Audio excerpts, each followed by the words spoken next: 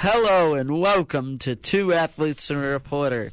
Alongside my partner Christian Monk, this is Max O'Neill. How you doing this morning? I'm doing pretty good. I'm a little sad. It's the last day of the show for the semester. It's the last show we'll ever have, Two Athletes and a Reporter. But we're still going to have a great show today. Yes. So, yeah, it'll be a good one. I mean, we got big things coming up next semester with you returning to Mayo Monk, which, big news is coming with that in the next few weeks. We'll see. Hope so. And Triple Threat also on my part. But let's just jump right into it, shall we? The NFL draft is this weekend, Thursday to Saturday. Some big surprises, some not so big surprises. Josh Rosen got traded in the second round. What are your thoughts on the NFL draft as a whole? And then we'll break it down, further.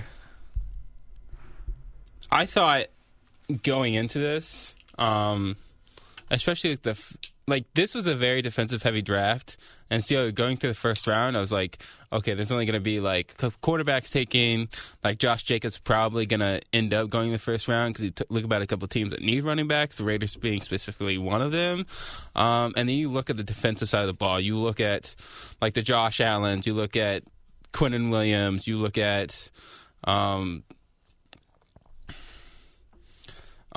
White, Devin Bush, right?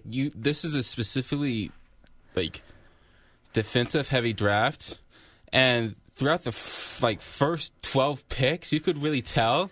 But as you got towards the more end of the first round, you really tell it started getting more and more offensive heavy. You specifically look at the Broncos who go offensive, Raiders also go offensively. So I think this is a really good draft. Especially the fact that there was a lot of depth players and really good players in this draft, so it was really good for especially in third, fourth, fifth rounds, because there were still some really good players coming out of the third and fourth rounds that we thought might end up going second or even first round. There's some of them were dropping in the third and fourth round. So yeah, there was a guy who I remember we were talking about yesterday, and pun unintended, but the Giants picked and I loved Julian Love, the cornerback from the University of Notre Dame. He was a big player for Notre Dame in the secondary there. Had a few pick sixes in his career, one notably against Michigan State our sophomore year, so I think it was last year. That means, and he was projected as a second-round pick. He slipped to the fourth round because he's a bit undersized. And I thought that was a great pick by Dave Gettleman and the New York Giants, who I thought, besides the first pick, which we will get into in a second, didn't have a terrible draft, to be honest. But and one other thing about Julian Love, in the college football playoff game against Clemson, when he was in the game, it was a close game. I think it was 3-3 at halftime, if I remember right. Very close game. And then he gets hurt, and Trevor Lawrence tears up Notre Dame's defense. So, that's a key contributor right there on the Notre Dame secondary that's lost, and they lose. So who knows what would have happened if he had stayed in the game. One can only dream.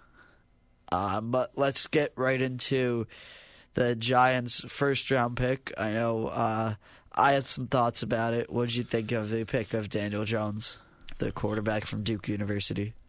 My problem isn't that the Giants picked Daniel Jones. Obviously, it's understandable that they think this is going to be their guy, okay, especially with him having the same coach who coached the Manning brothers, okay? That's a good reason in itself to think that this person might be the next Eli Manning, and being behind Eli Manning would be a great fit for him. My problem is where they selected him in the draft. You're at the 6th overall pick, and we all understand that Daniel Jones probably isn't going to be picked until later in the first round, or probably a second or third round pick. And you pick him 6th overall when One, Dwayne Haskins is there, so if you want a better quarterback, you can grab him right now. Josh Allen is there. You can even go offensive tackle and get Christian Wilkins if you're looking for someone to solidify the offensive line. Josh Williams, like there, or excuse me, Jonah Williams is even there too. Right? Any other options they could have gone and solidified the defense, offensive line, instead of going straight for their quarterback. The Giants, T.J. Hawkinson to pair with Evan Ingram, have a great 2 tight end set. And you think about it, right? Like the Giants could have got the 6th overall pick and 17th overall pick without selecting Daniel Jones and traded up at the end of the first round and still gotten Daniel Jones. Okay, they could have gotten Josh Allen and probably somebody else. They probably could have gotten Christian Wilkins if he would have been there had the Miami Dolphins not picked him, right? Like, one, you solidify the defensive line, solidify the offensive line, and thirdly, you get your quarterback that you want. So when you come in the next year, your defensive line's better, your offensive line's better, and you have a quarterback for the future. That is exactly the first round that you would have wanted for the Giants. Yeah. I mean, I did I think I told you this the other day, I did a redraft on Friday after the Thursday first round, and my first pick is 6 overall was Dwayne Haskins, and then I got, I think, Chris Lindstrom, the offensive guard from Boston College, to solidify the offensive line. And then at 30, I got Dexter Lawrence. So I used 3 of the Giants' picks, got a guy that got at 17, at 30, and fortified the offensive line, and got the next big quarterback in the NFL, in my opinion. If this was Friday morning, this show, I would have gone off on Daniel Jones because I still think it's a terrible pick, don't get me wrong. But I thought the rest of the draft was, decent for the Giants, so I'm not, crazy upset. But when I was sitting with one of my roommates watching the draft, and I just saw everybody picking, and nobody was picking Dwayne Haskins, and I was like, let's go. He was very impressed that I was basically predicting every pick because of, lots of study of mock drafts by me, of course. And I was like, oh, they're going to take Dwayne Haskins. They're going to take Dwayne Haskins. Give me Dwayne Haskins. Give me Dwayne Haskins. And then I hear Roger Goodell say it with the 6th overall pick in the 2019 NFL draft, the New York Giants select Daniel Jones. And I storm out. I start cussing up a storm, stuff I can't say on the radio here.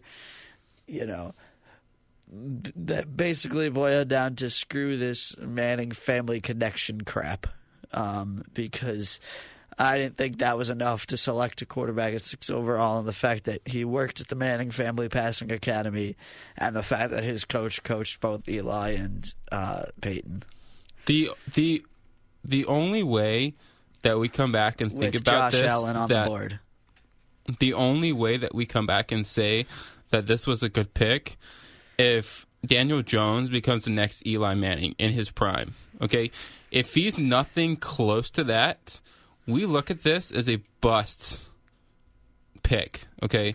If Daniel Jones doesn't live up to that hype, and Dave automatically a horrible pick. Okay, we can say stuff about it now, but in the future, we'll really have to know whether this is going to be a good pick or not. In the future, for right now, for the Giants, and picking him 6 overall really gives them issues going forward. If this doesn't work, Dave Gettleman and Pat Shurmur will never get a job in the National Football League again. Is that what happens when you waste the 6th round pick on a 2nd round talent that doesn't work out? If this works out, then they're geniuses. Then they look like absolute geniuses. I'm just hoping, I told this to Izzy the other day, I'm just hoping that, this turns into Kristaps. Because when the Knicks drafted Kristaps Porzingis, I thought it was the worst pick imaginable. I said, what are they doing? This is ridiculous. They're crazy. They're blind. They just need to all be fired. And, this is the worst pick they could have had. And then he turns into a star before the torn ACL. And then the Knicks trade him this year because he's sick of losing, which, in the words of Michael Rappaport, it's English. It's called tanking. But, whatever. I just hope it's a good pick. Obviously, as a fan of the team, I want them to succeed, and I want that to turn out to be a good pick. But I thought that at the beginning of this offseason, the Giants had a very clear path if all of their, pieces fell into place to be a contending team this year. Because you can't tell me right now, Christian, sitting where you're sitting, that a team with Dwayne Haskins, Odell Beckham Jr., Landon Collins, Saquon Barkley, Evan Ingram, Will Hernandez on the offensive line, wouldn't be a contending team this year. They wouldn't, but there's a lot of pieces that are missing from what you just said. So I know. That's why. If everything fell into place, they'd be a contending team this year. But then they'd let Landon Collins walk to Washington. I'm just thinking about this now. It would have been hilarious if Odell Beckham Jr. was traded to the Redskins. Okay, you look at the three names you just named off. Odell, Landon Collins, and Dwayne Haskins. Two of those three, Dwayne and Landon, are both on the Redskins. Imagine if Odell was on the Redskins, too. We're already going to get absolutely lit up by Dwayne Haskins and Landon Collins because they're going to be like, we wanted to be Giants.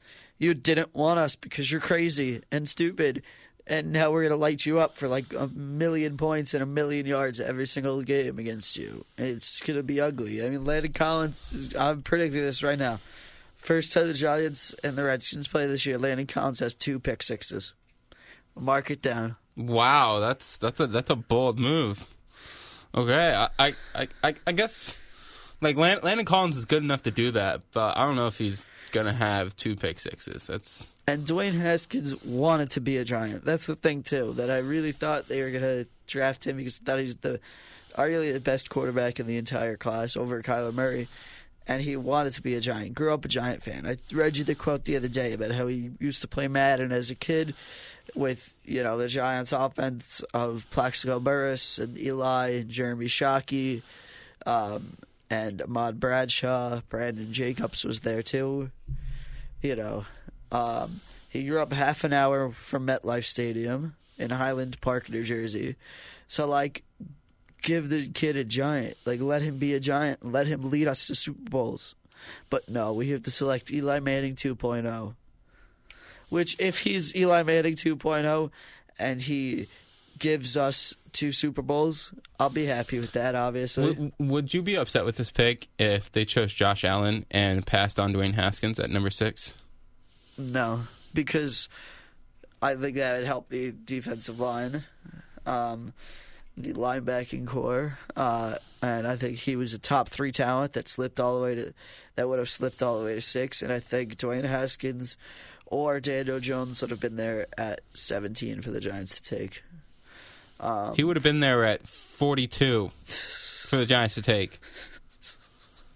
Drew Lock got picked 42. Okay, yeah. Broncos got the 41st pick.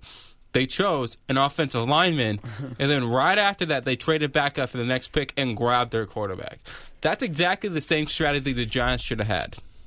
Yeah, but then they trade back into the first round for a corner, who supposedly is pretty good, but they didn't get their. I don't know. I just hated the Daniel Jones pick, and I thought that, and did you hear the report that the Redskins liked Daniel Jones better than Dwayne Haskins? No, I didn't, but I don't buy it. They supposedly, according to the report, they wanted Daniel Jones, and so they were thinking of trading up to number 5 to select him ahead of the Giants. And you know what? That we look like the geniuses and they look like the idiots. Why can't we have that happening? But if you think about it, right? You don't actually know who's the genius and idiot right now. We could just say that's a really good pick. Ohio State, he looks really good. But Daniel Jones would be the next Peyton Manning or Joe Montana, right? We don't know. The Dave Gettleman look back on this and be like, I'm a freaking genius. I chose Daniel Jones. He was the best player in that draft, right? We don't know. We can't predict the future. So we have no idea. Yes. And who do you think was the best late round pick. So I'm speaking strictly rounds 2 through 7 or 3 through 7. 3 through 7. Yeah. So what pick does that start at? 65. I thought the worst pick was easily Ja'Kai Polite by the Jets at 68 from Florida, defensive end.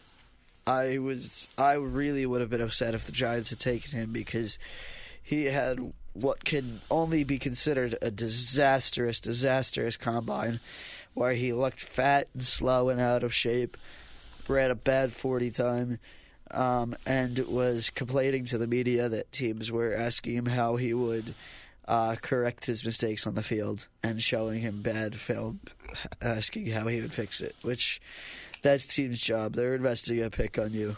They need to know that you have the work ethic to fix your mistakes and continue to get better. And, you know, I thought he was very unprofessional in complaining about that.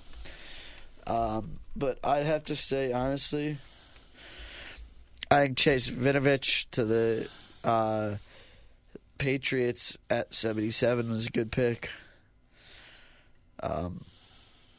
I thought that Kahale Warring, the tight end from San Diego State to the Texans, was a out-of-nowhere brilliant pick because I think it was Friday night their tight end got arrested for vandalism, I believe it was.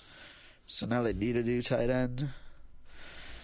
And I loved the Ravens pick in the 3rd round of Miles Boykin. I really wanted Miles Boykin. I was literally about to say that. I thought this was a really good pick by the Ravens as well. Like, this dude can give you lots of speed, and he'll be really well. Now the fact they have Lamar Jackson, Mark Ingram, they add Miles Boykin, and you already look at that, the offense that's already there now. Like, for the Ravens, that was a huge pickup.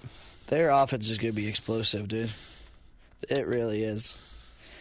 That offense is going to put up like at least 30 points a game. It's really going to be explosive. And like, there's really no one specific way to stop it, right? Like, because you think about Lamar Jackson, he's a mobile quarterback. You look at Mark Ingram, he's a fast, small dude. You add Miles Boykin with speed. I mean, like, you literally have to play them. Like, you can't match up with them on speed on defensively, so you really just have to play them and try to get inside and get Lamar Jackson to become a pocket passer, right? Like, if he's going to move, like, the wide receivers are going to get open and it's down the field for him. So it's going to be really hard for defenses to actually break them down and actually get to Lamar Jackson. Yeah, they selected Marquise Brown, Hollywood Brown in the 1st round, so, you know, it's really going to be something to watch that offense go. It'll be really entertaining. And then in the 4th round, I thought the best pick was definitely Julian Love from Notre Dame. I thought Bryce Love by the Redskins was a low-risk, high-reward pick in the 4th round. You know, Heisman Trophy finalist before he tore his ACL in December. So, you know, I thought that was a brilliant pick. All right, got a question for you. Let's move on a bit here. Who do you think is going to be the biggest bust in this draft?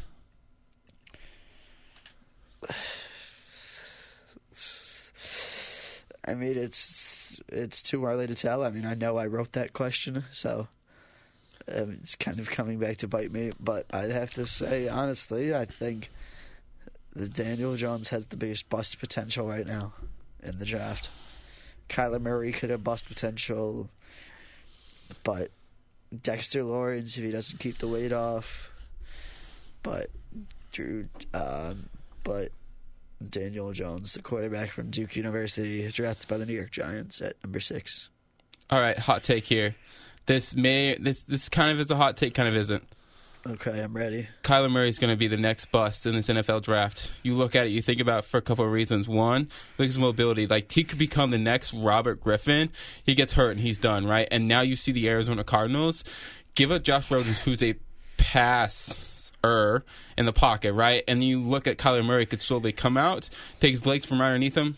There goes his year, right? Like, and there goes his completely season. He could completely be the biggest bust in this draft. If he gets hurt, does he just say, you know, whatever. I'm going back to the A's. Like, if he, gets a Robert Griffin III type leg injury, does he say, whatever, I'm not I'm giving this up, I'm going to play baseball?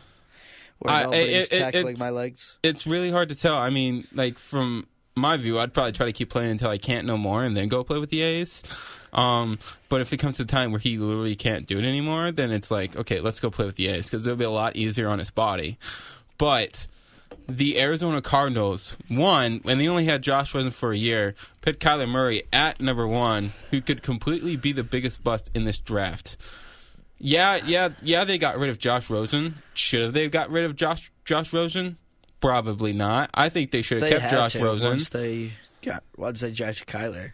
Could they keep both, though? What if Kyler Murray gets hurt? Then you have... they signed a backup. I forgot who the backup is. Yo, look at Josh Rosen, okay? This issue could have been fixed if they had not gone after Kyler Murray with the first overall pick. I agree. I think that... They should have got, Quinnen Williams. I think they should have bulked up the defensive line. Or they could have even gone offensive line for the first overall pick, okay? Right? Like that barely ever works out, but yeah. Yeah, obviously it's a huge reach, but if you look at Quinnen Williams, or you can even go linebacker here, Devin White, Devin Bush, those 2 all-stars. This was a completely good route for them to take, and now they have all sorts of questions surrounding their offense. Did they even do enough in the later round to, bulk up their defense and offense? That's a question we'll never know. For me, Kyler Murray is the biggest bust potential in this draft. Yeah. And I also think it has a lot to do with expectations. We're going to have such high expectations on him. Obviously, because that's what happens when you're the first overall pick. He was the first overall pick. And if he doesn't come close to that, he's going to be close to a bust each time. Yeah. I mean, I thought they gave up on Josh Rosen too early. Yeah, I think so, too. I think there's plenty of players you could look throughout history that have had terrible rookie seasons and gone on to have, great careers.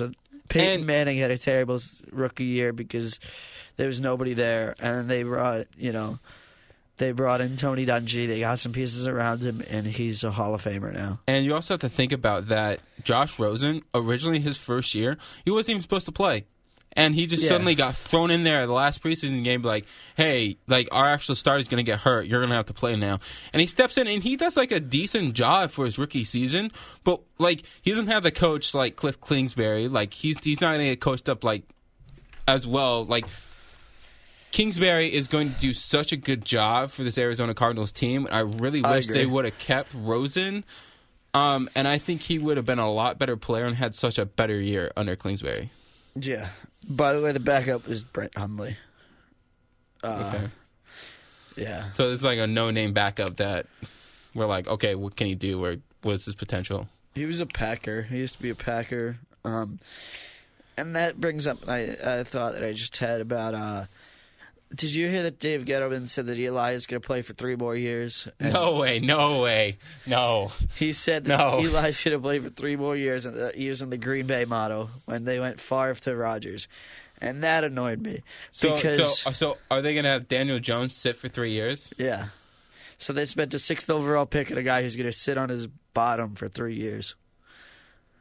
Hold it a clipboard. So what if the Giants have a horrible season next year and get the first overall pick? And Tua is there, right? How does this work out? This makes absolutely no sense to all of us. I know, Christian. I have to root for this team. It's too late to give up on them now. It's too late in life. I love them. They delivered me 2 Super Bowl wins. I have to take the bad with the good that comes. But, the thing that annoyed me about him saying the Green Bay method was Aaron Rodgers, if you remember, in that draft was spoke about as the first overall pick and fell all the way to 22. He wasn't a second-round pick, late first-round pick that was drafted at 6th overall. Okay? So, And you also have to think about, you raise his expectations of how he's going to play, especially when you draft him so early. The fact that he got picked 6th overall, he's going to be thinking, I'm going to be playing here soon. Eli's almost done. You give him that expectations, and now if he's going to play for another 3 years, he's going to sit. and he's going to be miserable sitting. Like, he's not going to want to play for the Giants after 3 years of sitting. Like, he wants to play. Yeah, it's understandable he'll wait, like, 1 or 2 years. But after that third year, you'd be like, okay, like, what's the deal now? Yeah, he wants to see the field, obviously. Every year he does, and he's a high draft pick. So, whatever.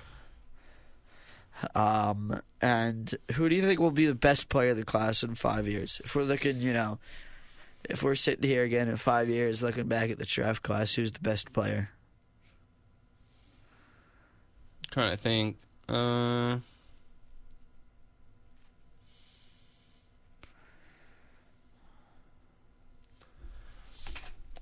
I think if this person stays healthy, I think he'll have an enormous career.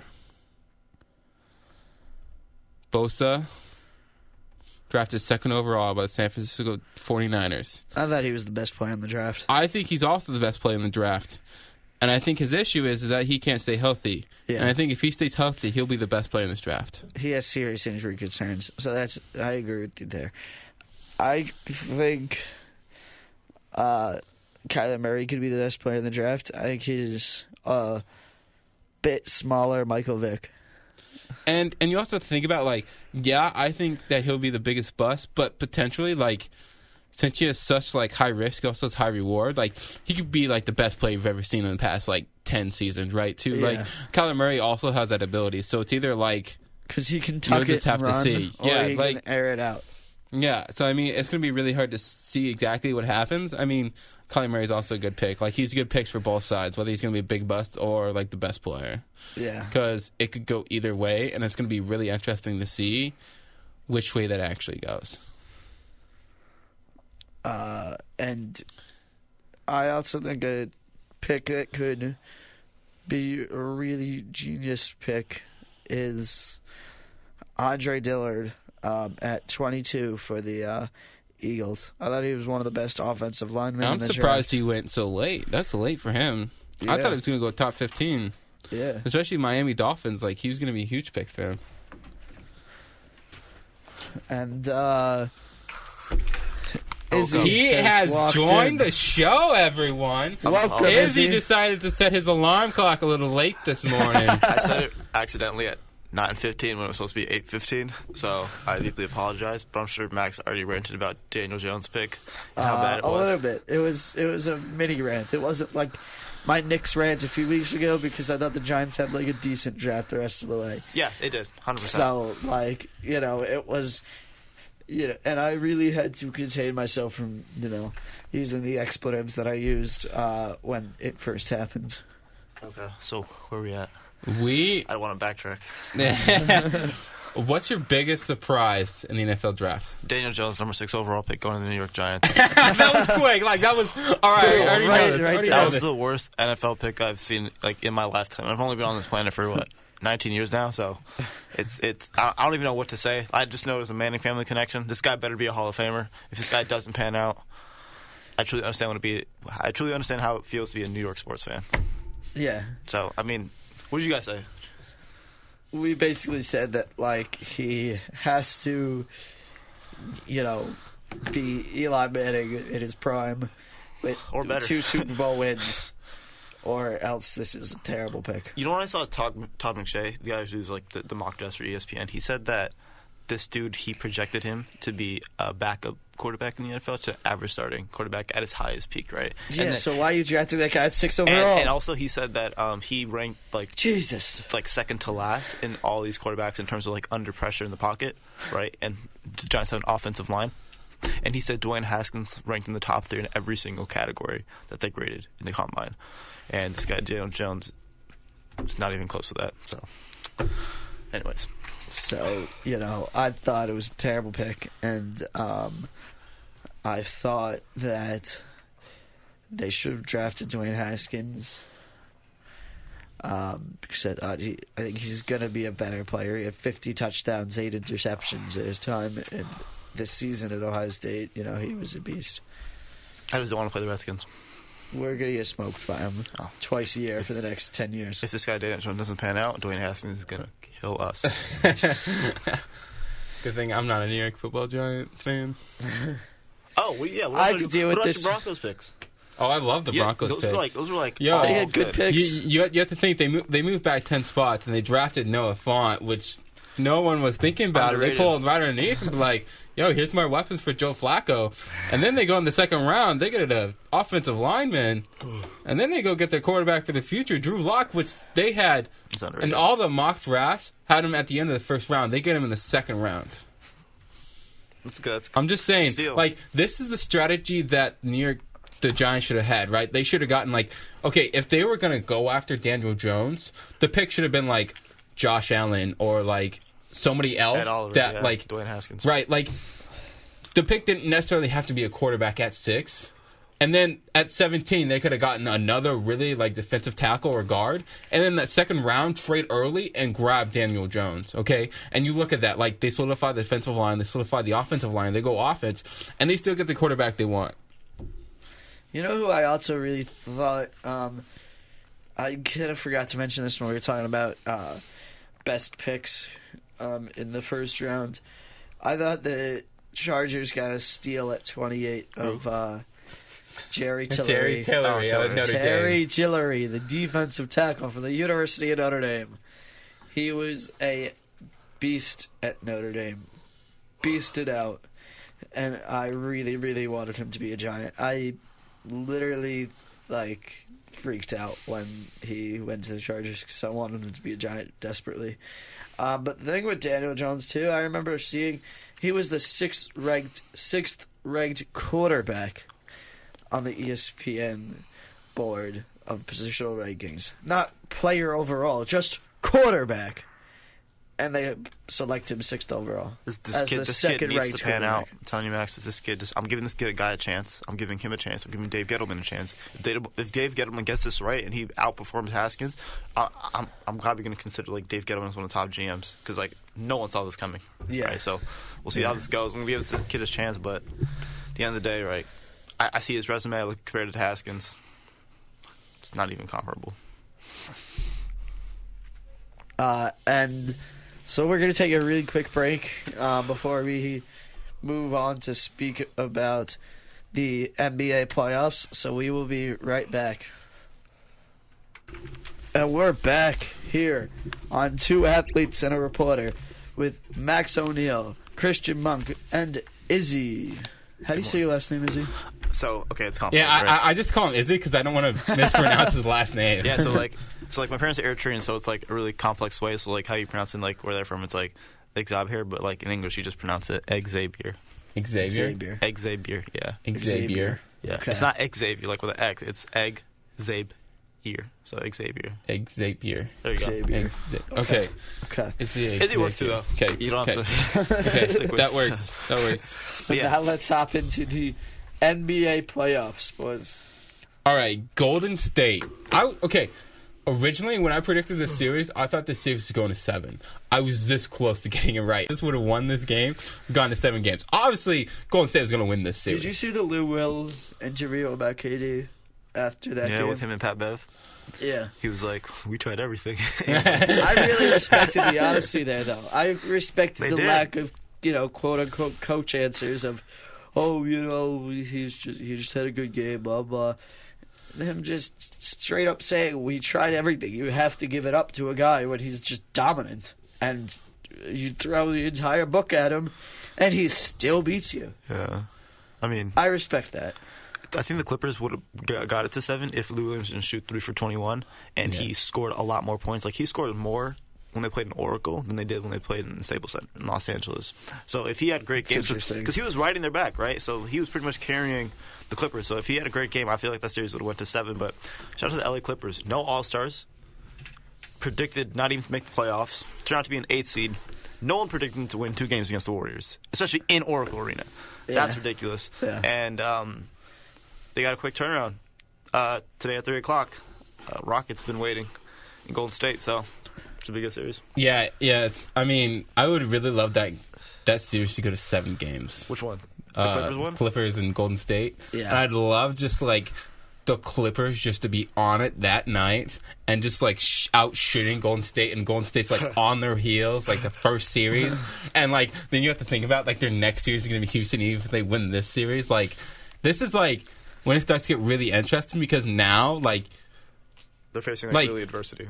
They're going to face adversity now. You look at Houston, they had a 4-game sweep. They have rest now. And you look at Chris Paul and like James Harden, like they've had days to sit down, work out their game. Any issues they had during the first round, like you look at James Harden specifically in the first round, like him in the first half, awful. Him in the second half, completely different person.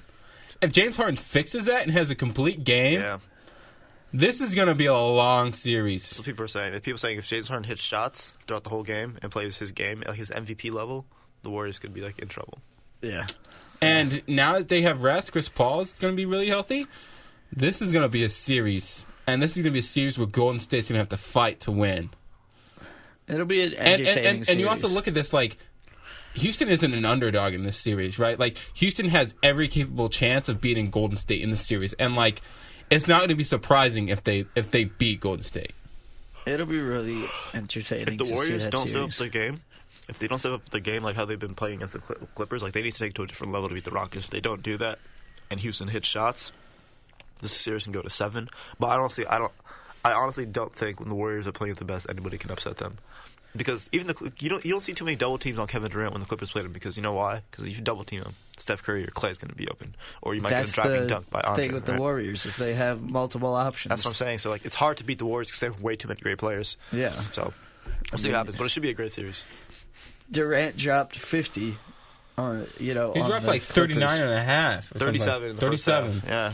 Like, Yeah. that's unbelievable. Like, this performance is just like Kawhi's last night versus the 76ers. And like, Steph dropped 24. yeah, So, this is unbelievable. And like, Draymond dropped 16. He tripped out. So, He dropped the triple-double too. So, I mean, Kevin Durant, like, coming that game, like, in the first quarter, he was just literally catching Quinn the ball Cook and dropped pulling it 2. So, he was like pulling up and jacking up threes, and he was just knocking them down and hitting his fadeaways. He was on his game. If he didn't score that much, I don't think the Warriors probably would have won that game because they didn't have enough support from but he beasted Clay. it out before he never sees the NBA Finals again next year when he comes to Manhattan. But what if he resigns with Golden State? The team's back on it again. I don't think he will. I think this is the end. I think Are you this sure? might. I think. How do you He's think faced a lot of criticism. I feel like he's faced a lot of criticism where it's like, you can't win without these guys, and he wants to prove that. So he wants to go to New York and prove that he can be? How are you sure he wants to go to New York? The Like, man. when he like go somewhere with like, I think it's basically a fact. why not go back to OKC and go back to Russ again and Paul because George? they don't have the cap space to do that. So I think it's The down, Knicks had 2 max spaces. He wants to I go think it's down to prove 3 that he teams. can do It's it. down to the Knicks, it's down to the Brooklyn Nets, and it's down to the LA Clippers. Those are all the teams that have the cap space to buy KD. KD was interested in the Brooklyn because like he has a great relationship with D'Angelo Russell. The Knicks, obviously, because maybe Kyrie might join him, and the Clippers because Jerry West is there. And in basketball, Jerry West is like the greatest executive in like sports, right? So And you have to look at it like Clippers gave Golden State a run for their money. that's what I'm saying. Like They'll stay in LA, That's a it's perfect. great like selling like I don't know object or like I don't know selling piece. Like that team can compete without any All Stars. You add KD, Yeah. and maybe Kawhi. So, Oh my goodness. according to Ian Begley of ESPN.com, some of Durant's former teammates think it's going to happen. Several of his current teammates have told friends that they think it's going to happen. Opposing agents believe it's a fait accompli, which I don't know what that means. Just a matter of putting pen to paper, is how one agent of another top free agent in the 2019 class put it. So I think he's wearing the orange and blue next year. I think he's going to be a New York Knickerbocker and try to, because I think I don't know. I feel like he out of faced the a 3 places, that's the least likely he's going to go to the Knicks. I'd go to LA. I think he's going to go to LA. I think it's between the Knicks and the Clippers, but I personally think the Clippers are going to grab him because it's a much better team than the New York Knicks, and you see what Yeah. they've done right without any star players. But I also think if the Knicks get lucky, which I mean it's all up to The lottery now at this point. ping pong balls and the basketball gods shining down on the Knicks. I think the Knicks have a really, really, if they win the draft lottery, have a really, really good pitch to Kevin Durant of come play with Zion. I think if he has a much better chance coming to the Knicks if Kyrie more than Zion if Kyrie Yeah. comes to the Knicks. Because Zion can't What be able about to win both? a championship. No, that'd be great, obviously, but I'm saying that Kyrie if we're just comparing them individually, because he's going to be a rookie. Kyrie's already like a 4-time All-Star. So if Kyrie comes, if they could package a deal, I think he might come to New York. But we'll see. I also think that, he faced a tremendous amount of criticism when he went to Golden State for, being a snake, for going to this team that's already winning. And if he gets his own team in New York, and he wills them to any sort of playoff success for the first time in, since really 2012, 2013 for the Knicks, he will sort of be respected, I believe, way more around the league. 100%. That's why he's probably going to leave. All right, Toronto.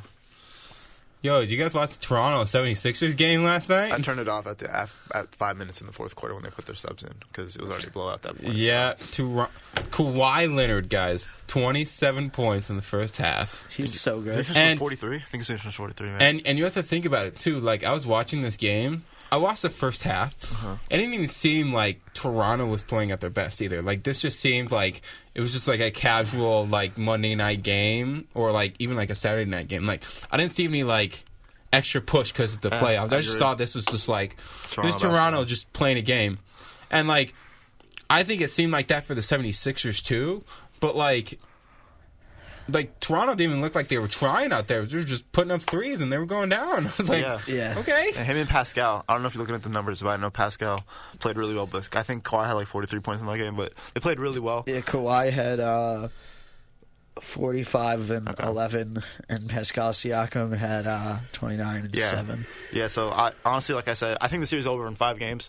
Brett Brown needs to go. You I'll think? say it one more time. Brett Brown needs to go. You have the Why? second most talented roster in the NBA, and you're gonna lose in 5 games. I'm telling you right now, Max, they're gonna be down to 5 or 6. They're not winning in Toronto, so that's a safe bet. They're gonna take one in Philly. Philly's gonna win one in their home, hopefully. You don't think they can take home court? Both games? No. The thing is, they have the talent to do don't so. think they could but split, though? They don't have the right coach for it. It's like I told some other people, it's like the Mark Jackson to Steve Kerr transition. Like Brett Brown's the foundation, but they need that I next could tell me step to this the next the other stop. day. You also have to look at like Kawhi in this series too. Like Kawhi, like if Philadelphia, Does Kawhi leave after this year? Oh yeah. Yeah, probably.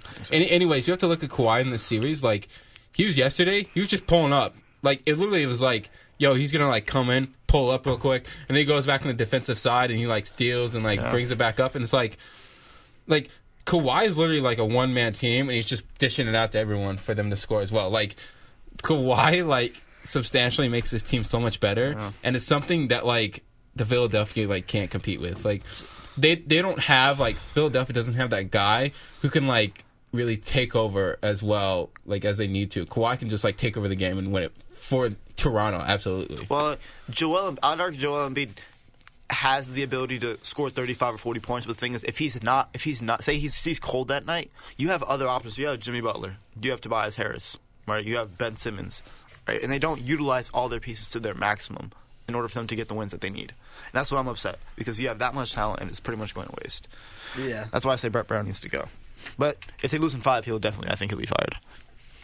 It's really interesting to see. I agree. I think that he should be fired if they Lose in 5. Lose in 5. If it goes to 7, you have a better argument for him to stay. Yeah. And now let's really quickly move over to the NHL, guys. Blues tied the series with the Stars. I didn't watch this game, and I really wish I would have, because this seemed like it was a really good game. I should say this, both in the NBA and NHL, this second round is going to be, like, I don't know, probably the best second round I've ever seen in my lifetime. But the Blues and Stars game, I just saw the highlights of it. I didn't see the full game of it, but I originally had the Predators winning, but I don't know who's going to win this because I talked to Christian last week. Christian was like, St. Louis is hot. Like, in the beginning of the season, like, they weren't even protected like the playoffs, and they're right now already playing really well at an all-time high. So, I honestly, I think the series is going to go to 7. I think Dallas is going to take it. But Dallas is going to take this series? Yeah, I think it was like back and forth and stuff. So I think Dallas Stars is What going to if take the series. Zook scores the winner? What is goes to game So, 7 overtime, and Matt Zuccarello pulls out a Ranger and For me, scores the you have to winner. look at this. St. Louis's home ice advantage. Yeah. They've lost 2 total games, I think, this whole playoffs. Like, at home. Yeah. Okay? And one of them was in I think one of them was Winnipeg, right? Like, and St. Louis at home is absolutely incredible. And, like, this is also a different series compared, like, the Carolina and Islanders series, right? Like, Islanders was on a sweep, so they didn't play for a week. St. Louis, like, won, like, 3 days right after, like, before the Stars won, right? So, like, that's not like they're sitting, like, they were just playing and then they're back on it again. They just got, like, a couple more days rest, and I think that couple of days rest is going to be absolutely what they needed to get past the Stars in the second round. Like, they're already playing hot right now, and, like, give them a couple days off to, like, reset, get going, like, just have a couple days to, like, relax the body, make sure it's ready to go for the next couple weeks. Yeah.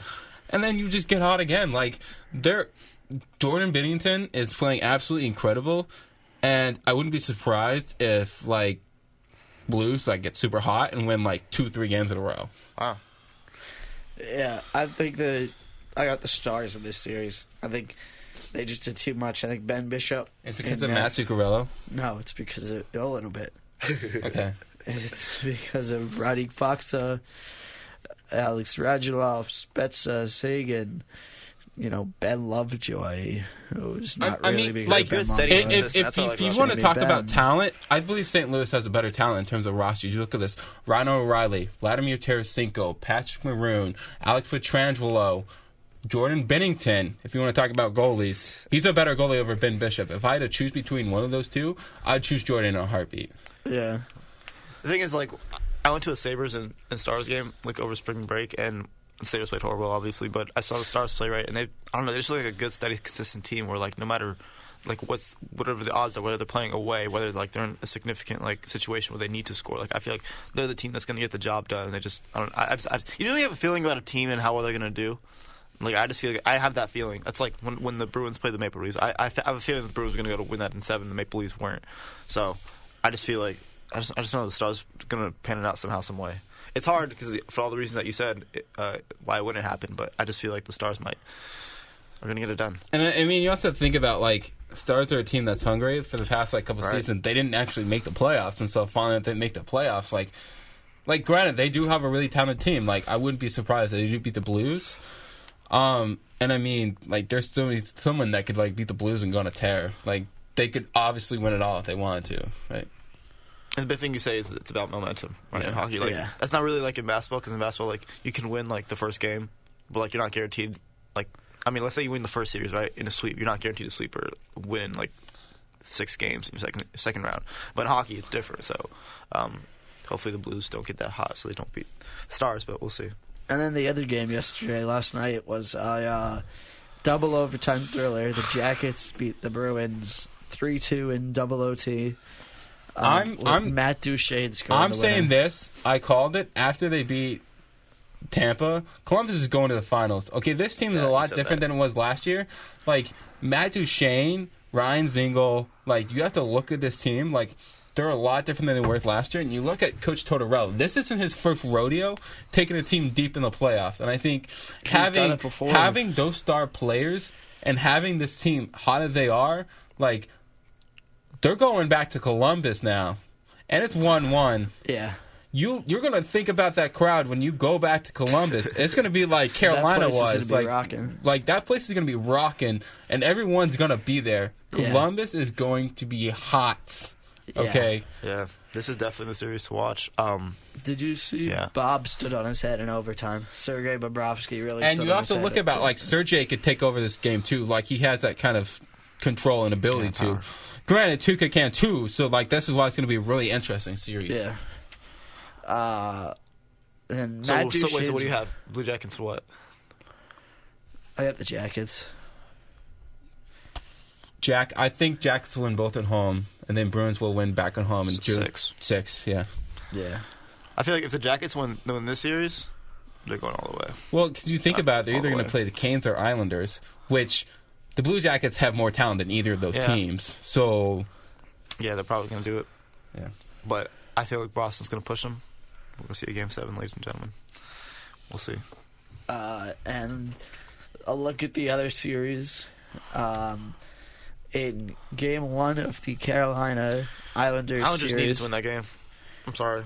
Is Sorry. it? Noah. Carolina's hot. I think after They beat your boys. beating my boys That's in what I'm saying. 7. What role does fatigue play? Because like you have a short, because like the Islanders had a long break, right? And then Islanders had too much of a break. You think so? Okay. I think Yeah. that's the issue. It cools Like, them down too much, I think. It really cools them down too much. Like, before this game, which was last night, they didn't play last week. They didn't play before that until last Tuesday. That's a week and a half without playing. All they did was just practice. Like, you're not, like, yeah, you're tired, but during the playoffs, like, you get that extra push. And you look at a team like Carolina, like, they're always fired up. And, like, after beating Washington, which was, like, a huge move for them, like, they're taking it to another level, right? Like, Okay, so it's better to have a short break than longer break if you want to win games. well, especially in the playoffs, too. In the playoffs. And it also depends on, like, the situation, too. Like, Okay. it'd be interesting. Yeah. I thought they really needed that win, Carolina, because again, we're speaking about momentum. They, just won in overtime against Capitals in Game 7, huge momentum, and then they have, they go to the Coliseum on Long Island and beat the Islanders. So who do you have winning that series? Give me Carolina. Oh, Christian. Okay. I will take. Yeah, probably Carolina as well. Yeah, and then what do you think of the San Jose Columbus series? Did you watch that game? I did not see that game. I got the updates though. I don't think the Sharks are good going any further. I don't think. Really? I don't think the Sharks are. They barely beat Vegas. Yeah, so that's why I don't. Not a huge fan of them, but we'll see if They won Game 1. Huh? They won Game 1. I'm saying if they advance, huge props to them. I just think there's just better teams than them right now. So we'll see. It'll be really interesting to see. I think it'll go at least 6. That's my prediction. Give me a 6-game series. I can go with that too. In San Jose, Colorado. That's probably the most entertaining series right now in the second round, in my opinion. Yeah. And let's look at baseball. Let's take a look around the league at baseball. The Yankees won again last night against the Giants. They almost blew it. Luis Sessa almost blew it in the 9th inning, which really annoys me because you have to use Aroldis Chapman unnecessarily in April when Luis Sessa can't get out of the 9th inning, giving up 4 runs to make it a 6-4 game. The Yankees are only a game and a half back of the Tampa Bay Rays for first place, and the Red Sox, which I love to see, are 6.5 back, 11-16. Love to see that. I mean, Red Sox are definitely recovering through World Series hangover right now. So hopefully they bounce back. But I heard the team right now, because I'm an NL guy, right? So I heard the team in the American League right now is the Astros, and we'll see how far they go. But my Dodgers are playing well. They're in first place in the NL West. Yeah, I mean, we should have more wins than losses, but at the end of the day, it's all right for right now. Cody Bellinger is playing really well. He's keep on clowning raking. my friends. Are you kidding me? Huh? He's raking. Yes, I'm saying, I keep on telling people that he's the best hitter in baseball right now, but obviously, if you look at the home runs and RBIs, Christian Yelich has it. But if you look at OBS... He's hitting literally 420 with 13 bombs. And you look at his OPS stats, like all the other stats, he's doing pretty well if you look on MLB StatCast. But yeah, hopefully we continue. Shout out to Clayton for pitching really well yesterday. I think he had 1 earned run over 7 innings against the Pirates. I think it was a 5-2 win. I think so. So anyways, shout out to my team. We're playing well. Continuing. Let's keep this going. And you know who I think a new... Vladimir Jr. Vladdy Jr. had his first hit the other day. He played really well. This kid's getting so much hype, though. He seems like he's the next Trout. Like, that's how much hype he's getting coming out. I think he's getting so much hype because he's the top prospect in baseball. He's genuinely a good player, but I also think if his name wasn't Vladimir Guerrero Jr., he wouldn't be getting this amount of hype. Oh, you know what I mean? Because his father is a Hall of Famer and is one of the greatest hitters that's ever lived. And I think on his first at bat, he got like a hit, right? No, he went hitless in his first 3 at bats, and then he hit a double down the right field line In his first game, right? Yeah, Okay, yeah. that led to a walk-off home run. So, I mean, hopefully we'll see where they go because the Blue Jays are pretty much out of it. So, Right now, the Blue Jays are. I mean, I don't think anybody's out of it. I mean, at It's this point in the stage, too early. But the Blue Jays are 13 and 14 in third place, so he could give them a 4.5 back of the Rays in first. If he can carry that team, that'd So be he amazing could to give see. them, a 4-game, at least a 4-game